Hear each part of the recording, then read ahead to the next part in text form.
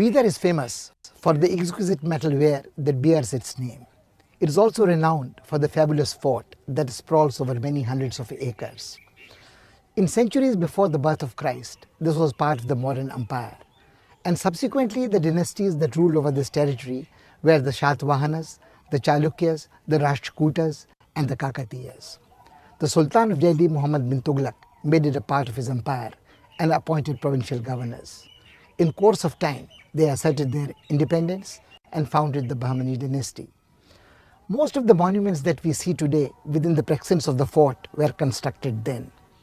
In the medieval period, Bidar was a flourishing, prosperous town, a center of culture that impressed foreign travelers like Farishta and Afansai Nikitin.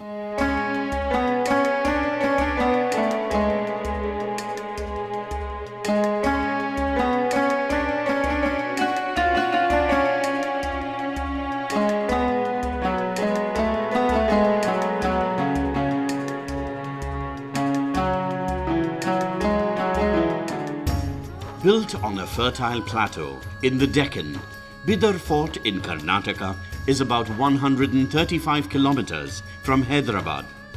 It was built in the first quarter of the 15th century by Sultan Ahmad Shah Wali, who transferred his capital from Gulbarga to Bidar.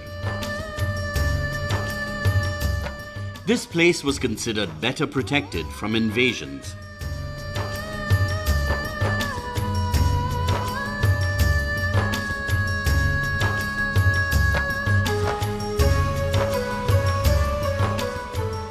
Bidar really was the crucible of how Deccan Sultanate life in the region, because it was where the Sultan settled after moving the capital from Gulbarga, and there began to be a flourishing of the arts. Also, the whole systems of administration, of statecraft, all developed and were refined in Bidar.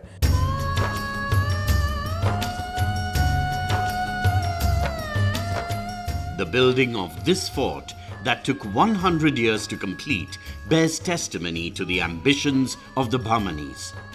With the ascendancy of the Bahmanis in Bidar, the influence of the Tughlaq Sultans of Delhi was wiped out from the Deccan.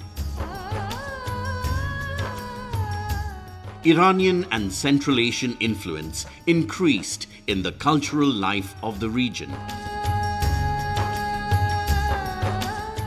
After the Bahmanis, their viziers became the rulers and founded the Barid Shahi dynasty that reigned for almost 200 years, till they were vanquished by Aurangzeb.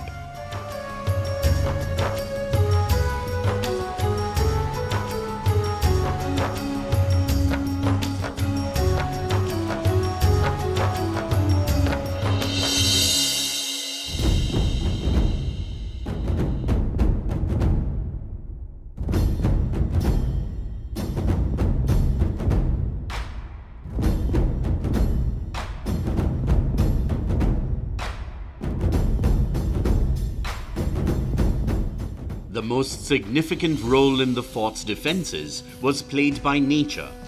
The fort is built on the highest point on the sprawling plateau. Ramparts on the outer periphery have walls 15 meters thick.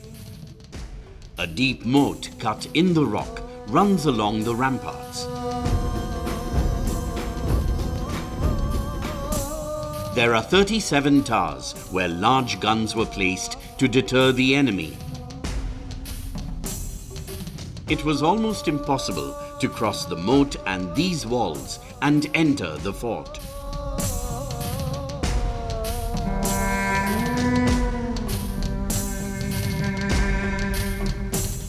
In times of war, the moat was filled with water and the wooden drawbridges were raised.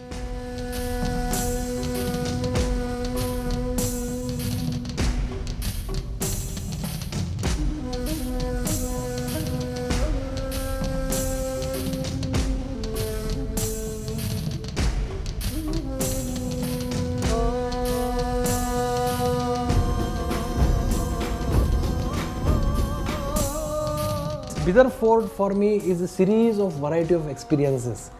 So you see these gates, you have been ceremonious highway, your ego of that visitor is really been pampered. You know, you are really feel something that bhai, hum kuch hai. When you are as a common man, even if you go tomorrow, you feel that you have been a royal welcome there.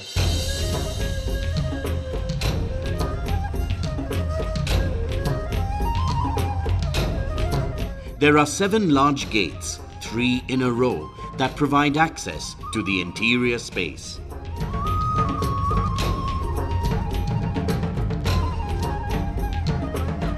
Sharjah Darwaza is the main entrance. It is decorated with beautiful windows, and the outer walls have blue and green tiles.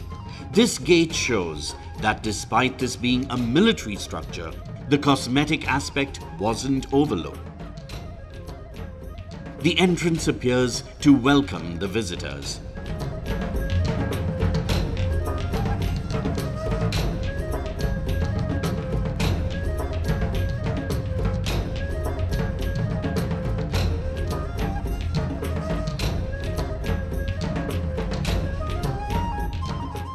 A broad winding path connects it with the Gumbad Darwaza.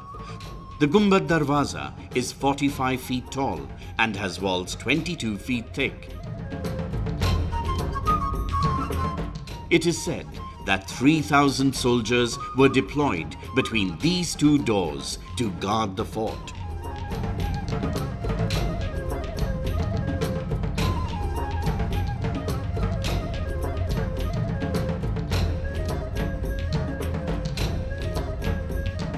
The style of architecture, they use local material which is laterite, beautiful laterite and red bricks. So it was gelling almost with the same plateau of red color. Bidar की खासियत है, हम तो बचपन में बोलते थे यार बिदर को जाके आया तो पूरा सफेद शर्ट लाल होता था हमारा. The landscape is green and red.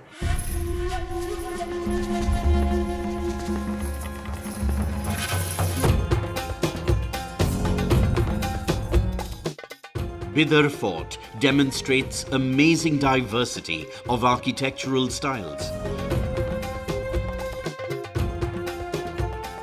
The main citadel and fortification of the city are meticulously planned. One encounters royal palaces and mosques in the main fort. The madrasa and bazaars were built within the ramparts. Engineers and builders were called from different parts of India as well as foreign lands. This is the reason why one sees Iranian and Turkish influence in many buildings here.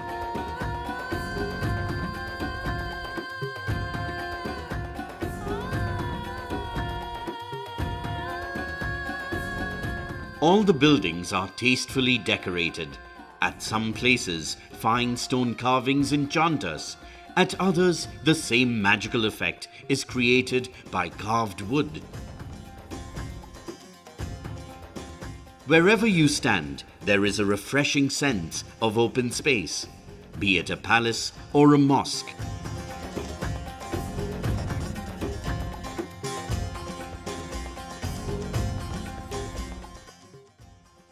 Many structures have turned into ruins, yet the fort is well worth a visit.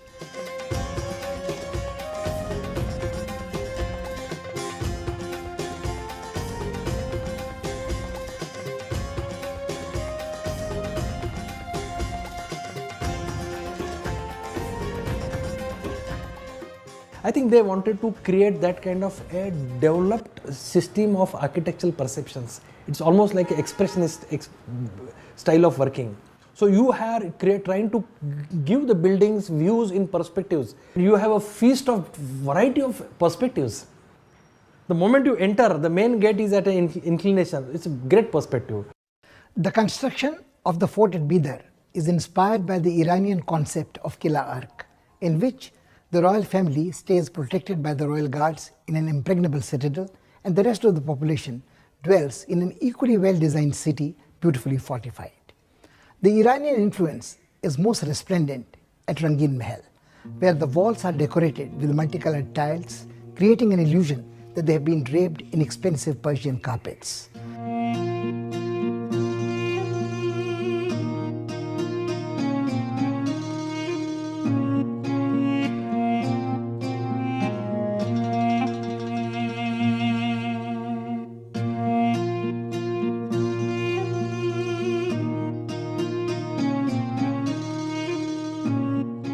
The Rangeen Mahal is sighted the moment you pass through the Gumbad Darwaza.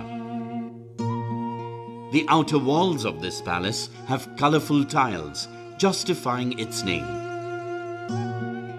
Originally commissioned by the Bahmani rulers, it was rebuilt by Ahmad Shah Barid in the middle of the 16th century. On the walls was done at this time.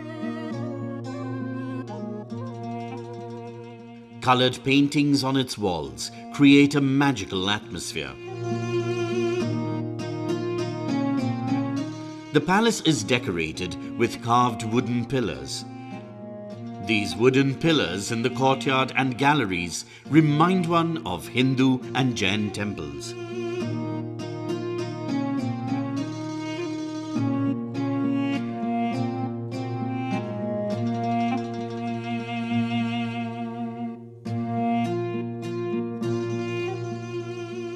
The palace is built in wood, as is the tradition in Maratha architecture, in this incredible brick fortification. So in amongst this very solid fort is this perfectly crafted, very refined wooden Maratha palace with Ottoman-style paintings.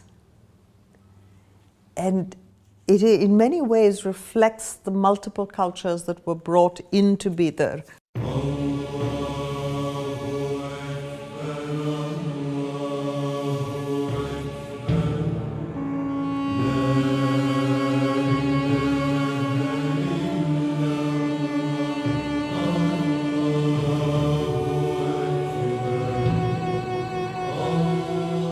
Iranian architecture and town planning assign an important place to landscaped gardens.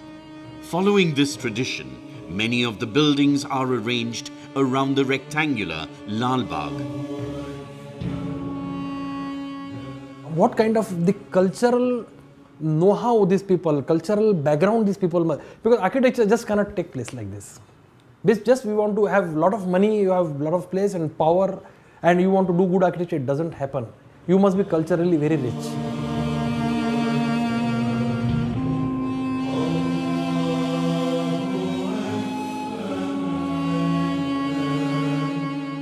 The Sola Khamba Masjid was built 100 years before the capital was shifted to Bidar.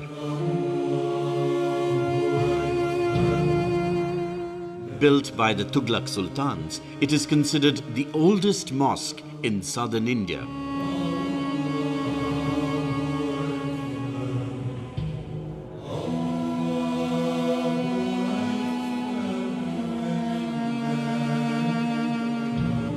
This was where namaz was offered on Jummah. This was also the venue where the Bahmani and Barid Shahi rulers participated in formal celebrations.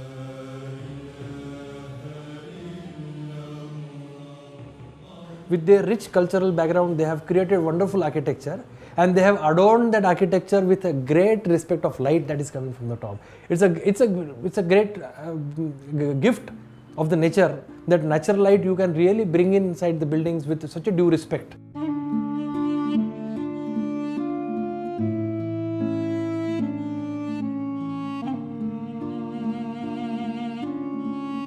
Tarkash Mahal is a multi-storied building built largely by two Bahmani sultans, Ahmad Shah III and Muhammad Shah III.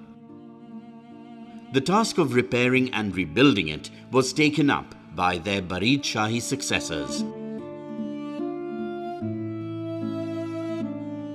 They had come from Turkey, and perhaps this is why it was given this name.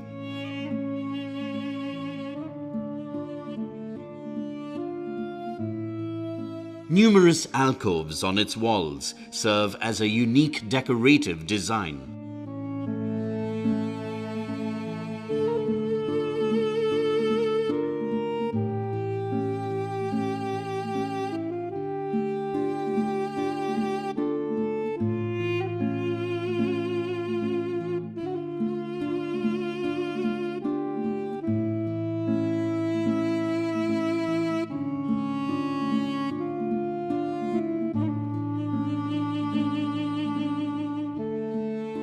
On the upper story, there is a large gate with an arch and a number of arched windows and skylights to provide fresh air and light.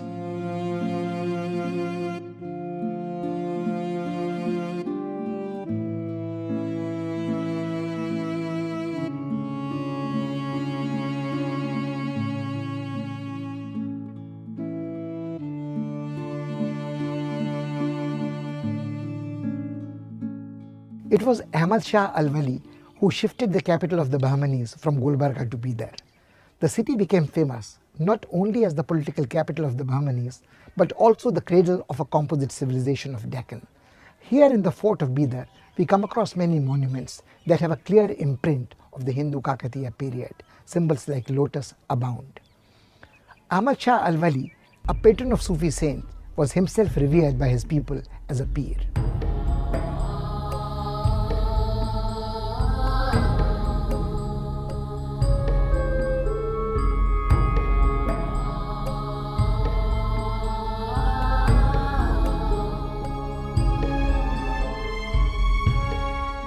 Takht Mahal is reckoned among the oldest structures in the fort. It has a large courtyard to the front. A grand gate was built for the entrance.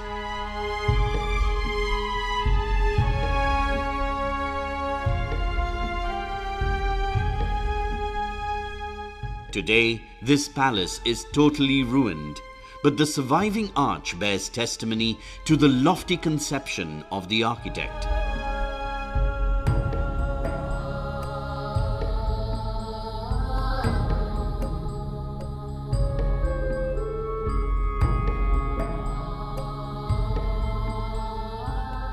On one side are the remains of rooms for the royal family, and on the other side, the hall that served as the Diwan-e-Khas. Within this compound, a beautiful round pond of water was built, along with a double-storied hammam.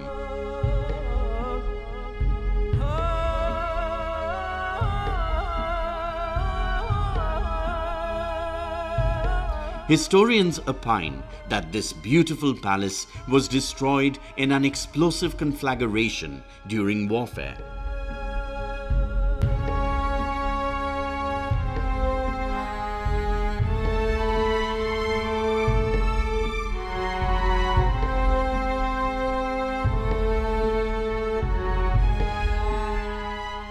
You can just imagine, being a person in the architecture field, you can immediately imagine, my God, what cultural richness these people must be having.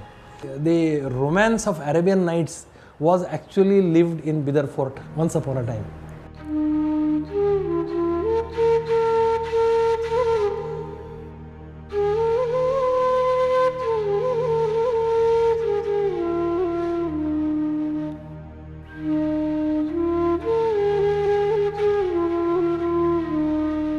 The Diwan-e-Am is another important building in the fort.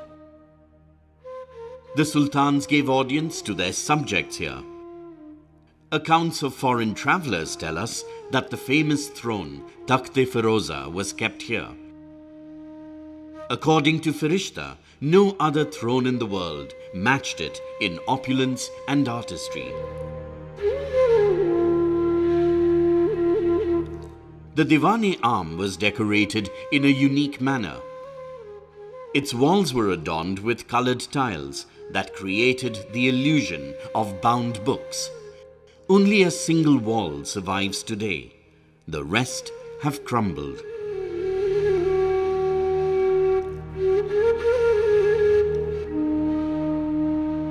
There is one name in the history of Bidar that is absolutely unforgettable, and that is the name of Mahmud Gawan.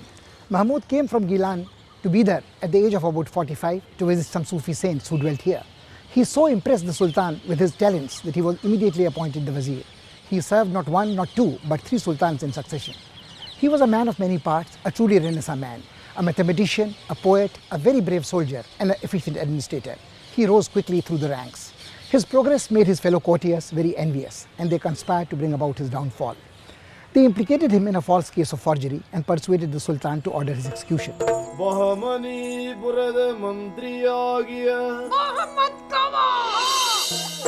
Yakshgan is the folk art form of Karnataka. In this performance, the tragic tale of Mahmud Gawa is depicted. Gawa served as prime minister to 3 sultans of Bidar.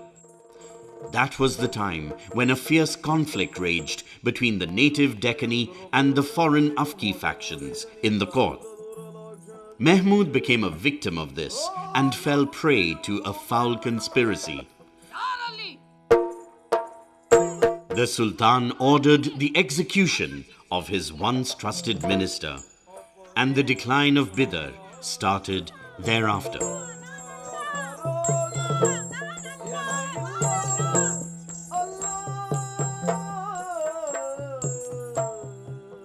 Mahmud's great desire was to establish in Bidar a world-class university, and he established an Islamic madrasa here that soon became famous as a center for the study of Islamic theology. Mahmud wanted to make the institution truly international and world-class, and he entered into correspondence with all the leading Islamic scholars of his time sitting in Bidar.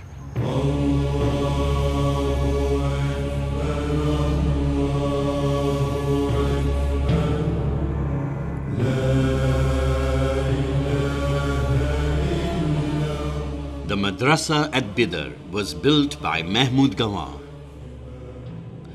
This was a residential institution with hundreds of students and dozens of teachers.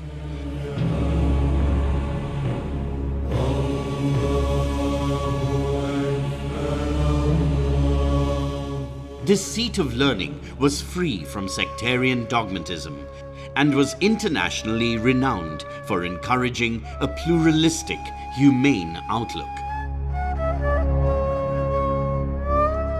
Engineers and craftsmen were invited from Iran to build this madrasa.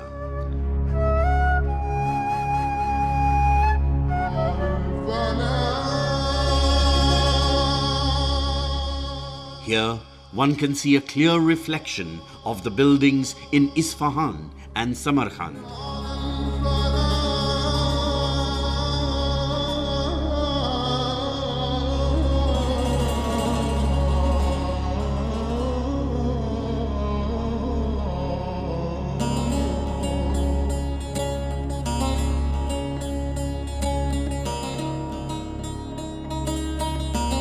Bidar Fort was never merely a military building. It was a seat of learning and culture. It is not easy to answer how and why the decline started. Rival factions in the court and the arrogance of some sultans certainly invited ruin. History never forgives hubris and lapses.